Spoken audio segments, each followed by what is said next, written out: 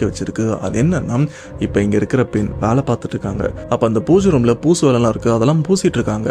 But இந்த பெண் அந்த இடத்துல தண்ணியெல்லாம் ஊத்திட்டு வருவாங்க. பொதுவா அந்த சிமெண்ட் போட்ட இடத்துல சிமெண்ட் காய காய தண்ணி ஊத்திட்டு இருப்பாங்க. அப்பதான் அந்த சிமெண்ட் வந்து நல்லா ஸ்ட்ராங் ஆகும். சேம் இந்த விஷயத்த தான் இந்த பெண் அந்த பூஜை ரூம் ஃபுல்லா தண்ணிலாம் தெளிக்கிறாங்க. சிமெண்ட் நல்லா ஸ்ட்ராங் ஆகணும் அப்படின்னு. அப்படி தெளிச்சிட்டு இருக்கும்போது பாத்தீங்கன்னா, இங்க வேலை செய்யற அந்த பெண் எது மேலே இடிச்ச மாதிரி திரும்புறாங்க.